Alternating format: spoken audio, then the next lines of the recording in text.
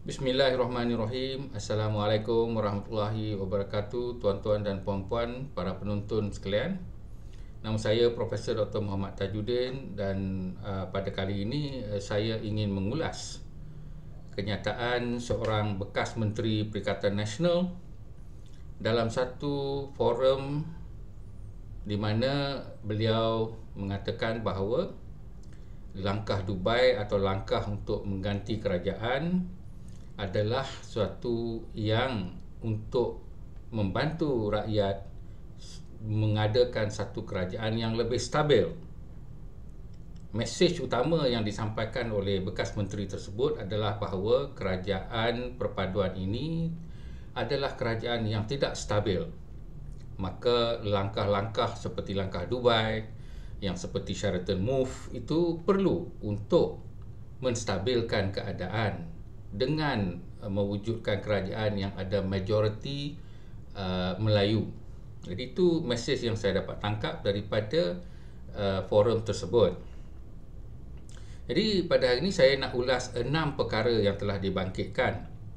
Kenapa bekas menteri tersebut mengatakan bahawa kerajaan perpaduan ini adalah tidak stabil. Yang pertama, dikatakan bahawa kerajaan perpaduan ini tidak bersatu atau tak ada unity, walaupun namanya kerajaan unity atau kerajaan perpaduan.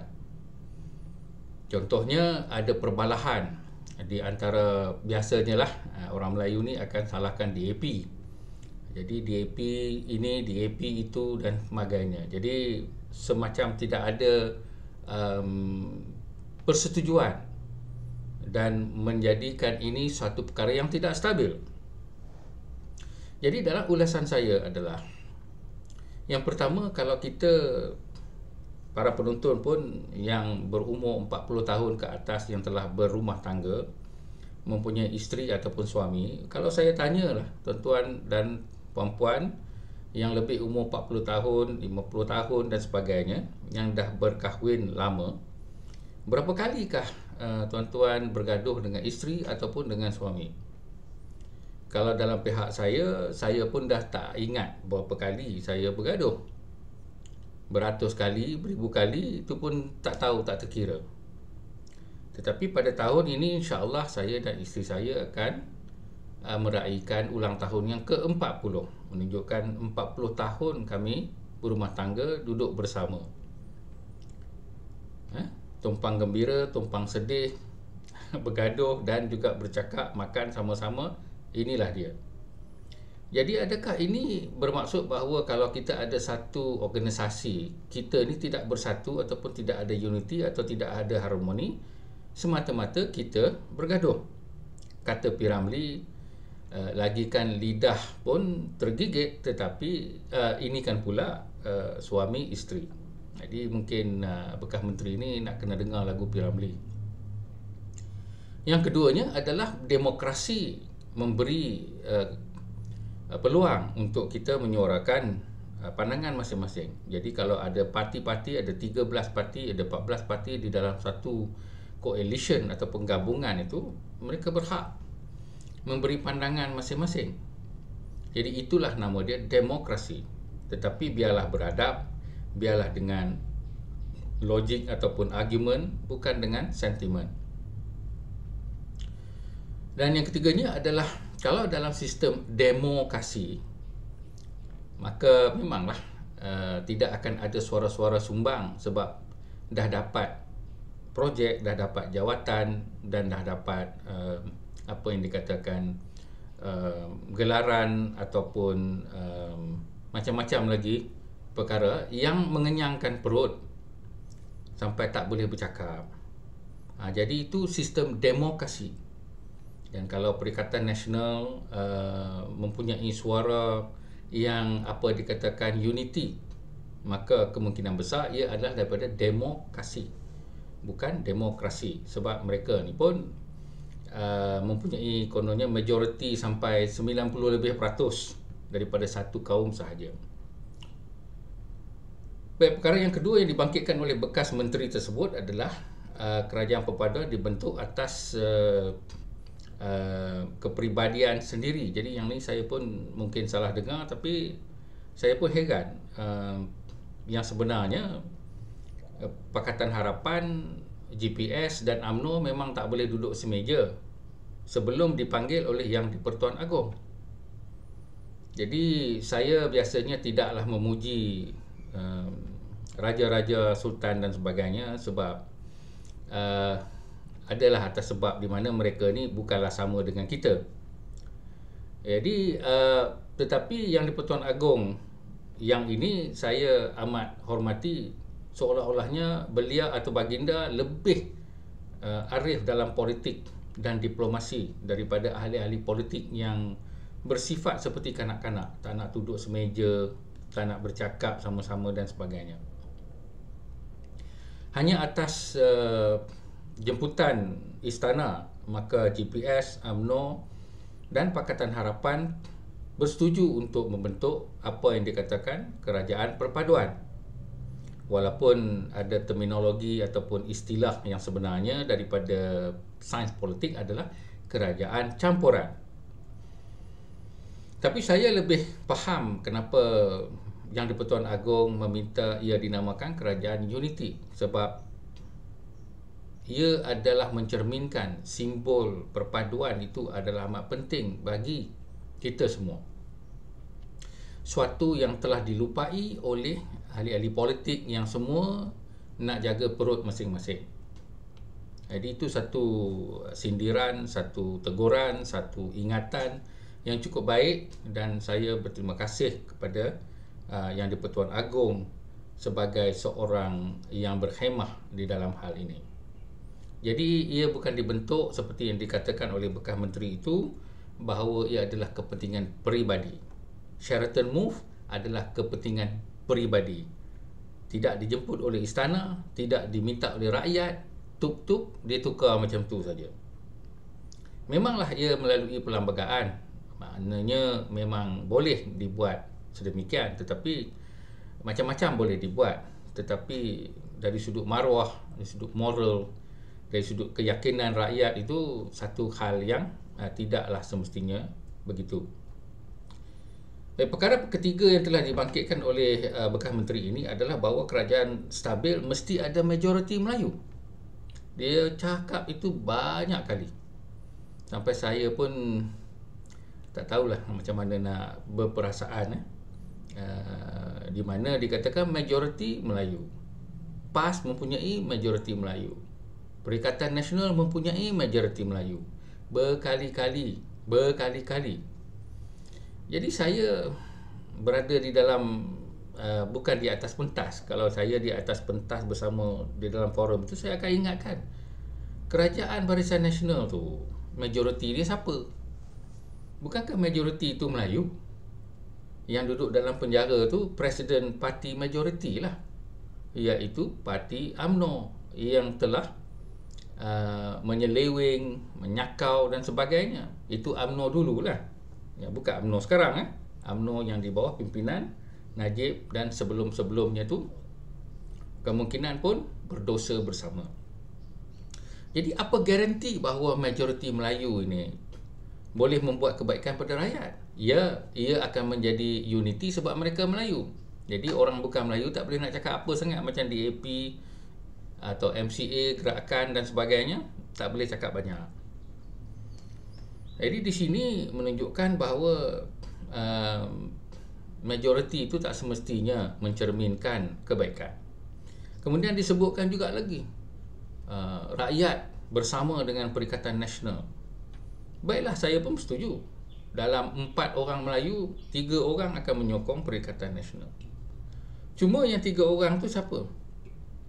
Yang seorang tu ataupun sebahagian besarnya adalah anak-anak muda, yang dalam satu kajian yang disebutkan oleh seorang ahli panelis dalam forum tersebut juga, bahawa anak-anak muda ni dia vote ataupun mengundi ikut sentimen.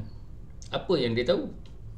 Saya sendiri tak bersetuju bahawa undi 18 ini dijalankan, sebab saya sebagai seorang pendidik, saya tahu kelemahan pelajar-pelajar yang di college ataupun di sekolah, kerana sistem kita tidak menggalakkan kefahaman tentang politik, apa yang dikatakan bina bangsa. pendidikan tentang perlembagaan, tentang rukun negara, semuanya tu tak dipentingkan langsung.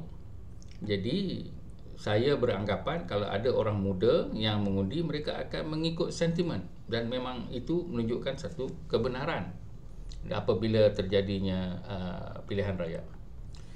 Dan sebahagian lagi penyokong PN yang dikatakan Melayu itu adalah undi protes kepada UMNO.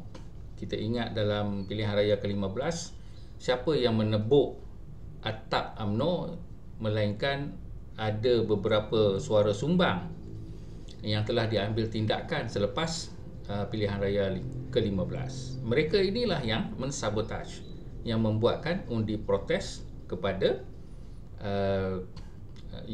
kepada UMNO itu sendiri. Maka banyaklah yang telah lari. Jadi support itu bukanlah support ataupun sokongan yang menunjukkan maruah ataupun sesuatu kematangan, tetapi support yang dikatakan protes ataupun yang agak sentimental ataupun mudah. Apabila tengok motosikal banyak-banyak bawa bendera hijau, jadi seronok sebab motosikal yang diundinya parti sedemikian. Yang keempat, banyak kali juga disebut DAP. Biasalah, kalau orang Melayu ni modal dia tidak lain daripada DAP. Kalau mungkin rumah dia runtuh pun DAP yang salah. Kalau kereta dia langgar pun mungkin DAP juga yang disalahkan. Saya pun tak faham lah hal ini.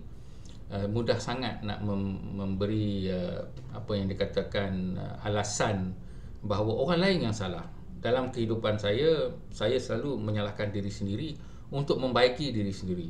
Saya tak pernah menyalahkan orang lain untuk membaiki diri sendiri. Yang nak bagi kita baik adalah kita. Jadi nak identify ataupun pastikan benda yang kita lemah adalah kita sendiri.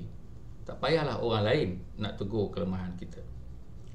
Jadi apa yang dibangkitkan, contohnya isu tentang Perdana Menteri boleh jadi Melayu atau tak Melayu, itu satu dibangkitkan. Mungkin dibangkitkan oleh orang lain, tetapi mungkin ini yang dimasukkan. Ada isu tentang mengadakan pilihan raya kerajaan tempatan pun dikatakan bahawa ini orang Cina akan menggugat kedudukan Melayu dan macam-macam lagi. Dan yang akhir sekali adalah isu macam mana undang-undang syariah dan undang-undang federal tu mempunyai pertembungan dan sebagainya, dan macam mana nak selaraskan. Dikatakan ngeh ataupun Senator Tilian ke mengatakan bahawa perlu ada wakil-wakil daripada orang bukan Melayu. Jadi tuan-tuan, saya dah buat video tentang pandangan saya terhadap Perdana Menteri Melayu atau bukan Melayu, iaitu di mana tidak ada di dalam perlembagaan yang mengatakan mesti dia Melayu. Jadi kalau DAP bangkitkan hal itu adalah dalam perlembagaan. Kita mungkin tak suka, tapi ia adalah sebahagian daripada apa yang dikatakan perlembagaan. Dan dikatakan juga isu tentang kerajaan tempatan juga di dalam perlembagaan ataupun di dalam sistem demokrasi kita. Nak ke tak nak? Jadi kalau nak boleh adakan, kalau tak nak tak adakan. Jadi dibangkitkan isu perkauman. Kenapa? Dikatakan di Kuala Lumpur ni akan dikawal oleh orang-orang Cina. Yang dekat Kelantan tu macam mana? Penuh dengan orang Melayu. Jadi ini pun satu hal, kita ni terlalu panik lebih daripada rasional. Dan akhir sekali itu tentang isu syariah. Tuan-tuan, kalau ada satu komiti, bayangkan yang orang isu syariah ni mungkin 10 orang, semua dia mestilah Melayu.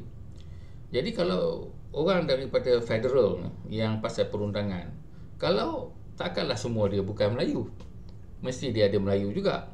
Jadi akhir-akhirnya komiti tu kalau ada pun orang bukan Melayu, sudah tentu dia majoriti Melayu. Jadi saya rasa federal ni yang buat undang-undang adalah semua orang, Melayu, Cina, India, Kadazan, Iban, semua. Kita ni Malaysia. Bukan saya ni nak memperlekehkan Islam ataupun meringankan. Inilah cara kita hidup. Kita kalau duduk dalam kejiranan, dalam perumahan pun bukannya semua hak kita. basketball court ke, padang ke, bukan hak kita, hak bersama. Jadi kalau orang bukan Melayu nak buat perayaan dekat tengah padang, tu dia punya hak dia. Kita mungkin tak suka tengok dia punya bakar ini, bakar itu, tak apalah, itu hak kita, tapi kita kena hormatlah. Jadi di sini yang kita nak kena faham, jangan terlalu orang kata apa, marah tanpa memahami tentang rational aspek perlembagaan dan sebagainya. Jadi yang kelima disebutkan banyak kali juga bahawa langkah seperti wakil rakyat memberi menarik sokongan ini seperti Sheraton Move dan sebagainya adalah sesuatu yang membuat kepentingan rakyat. Jadi saya nak tanya betul-betul lah kepada bekas menteri ni, yang Sheraton Move tu betul ke kepentingan rakyat ataupun kepentingan masing-masing yang dapat gelaran, yang dapat projek, yang dapat jawatan GLC, menteri yang punyalah besar dia punya tu, dan juga kedudukan seperti Hadi Awang yang ada kerja yang tak ada kerja. Jadi di situ untuk kepentingan siapa? Dan kalau ada di sini kerajaan yang ada 150 orang wakil rakyat, dia nak belot, kenapa? Dia yang pegang kerajaan. Kalau daripada pembangkang masuk kerajaan tu lain, sebab dia boleh dapat macam-macam mungkin kemudahan dan sebagainya. Dan dikatakan juga di sini bahawa kita kena tengok bahawa Kerajaan Perikatan Nasional yang mengambil alih Sheraton Move itu mempunyai kepentingan bukan daripada rakyat, terutama dari sudut darurat yang tiba-tiba tak jadi darurat. Itu kepentingan siapa tu? Itu saya tahu dan banyak tahu bahawa ia adalah kepentingan Perikatan Nasional yang telah kehilangan sokongan. Akhir sekali, kerajaan yang disebutkan bahawa kerajaan ini tak stabil sebab menteri tak cekap, ada DAP, tak dapat peruntukan. Kalau dapat peruntukan, dia stabil sikit. Dan dikatakan bahawa dalam Perikatan Nasional dia bagi peruntukan. Saya pun tak ingat yang dia bagi. Yang saya ingat adalah Ismail Sabri terpaksa menandatangani memorandum dengan Pakatan Harapan sebab Bersatu menggugut untuk tarik sokongan. Jadi untuk menjadi kerajaan stabil, dia terpaksa bagi peruntukan. Itu terpaksa, bukan rela hati. Menunjukkan sebelum itu, sefaham saya, tak ada peruntukan. Muhyiddin, bila dia dah nak habis hayat dia, barulah dia buat tawaran yang telah ditolak oleh Pakatan Harapan. Tetapi Ismail Sabri terus menyambung dan memberikan perkara tersebut. Dan atas sebab bahawa DAP ni asyik memainkan isu-isu yang menggoncang masyarakat Melayu dan sebagainya, saya dah jelaskan kebanyakan isu-isu dibangkitkan DAP ni ada selaras dalam perlembagaan, selaras dalam rukun negara. Kita mungkin Melayu tak suka, tapi suka tak suka, memanglah kalau hidup berjiran tu banyak benda yang kita tak suka jiran kita ni, macam-macam. Tapi kita terpaksalah menahan marah dan sebagainya, sebab kita hidup sebagai satu masyarakat. Sama juga dalam keluarga, anak-anak kita buat benda pun tak semua yang kita suka, tapi suka tak suka kita kena bersabar. Jadi di sini dikatakan bahawa DAP lah yang menyebabkan ketidakstabilan. Tapi yang saya tahu, Perikatan Nasional yang terutamanya PAS selalu memainkan isu perkauman, mengatakan orang bukan Islam ni korup, mengatakan orang bukan Islam ni macam binatang. Dan kita tahu Sanusi pun selalu mengatakan atau menghina agama-agama lain, tokong perut buncit, kepala botak lah. Ini semua benda-benda yang menggugat kestabilan negara dari sudut menggugat perpaduan rakyat antara Melayu dan bukan Melayu, Islam dan bukan Islam. Jadi sebenarnya saya nak tanya bekas menteri ini, siapa yang menggugat kestabilan negara? Bagi saya ia adalah PAS dan Bersatu yang menggunakan isu perkauman dan lebih teruk sekali menggunakan isu agama. iaitu agama menjadi tunggangan mereka. Jadi di situlah saya ulas keenam perkara yang saya faham apa yang dibangkitkan oleh bekas menteri tersebut, bahawa kerajaan perpaduan bukan kerajaan stabil kerana semua perkara-perkara ini.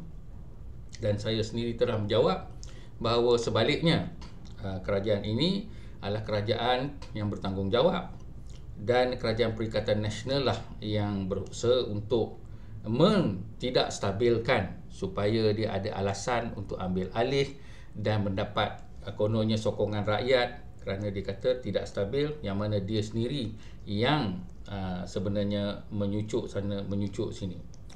Jadi di situlah kita kena faham dengan rasional dan bukan dengan sentimen. Walaupun kita orang Melayu, orang Islam, dan walaupun parti yang dikatakan majoriti Melayu, ingat parti ini, yang parti majoriti Melayu tu yang merosakkan negara, bukan bermakna orang Melayu yang merosakkan negara. Parti yang majoriti Melayu, beza. Saya pun Melayu, bukan macam setengah orang yang pernah jadi Perdana Menteri. Saya pun Melayu, tetapi saya bukan merosakkan negara. Yang merosakkan negara adalah parti yang majoritinya, sangat-sangat majoritinya Melayu.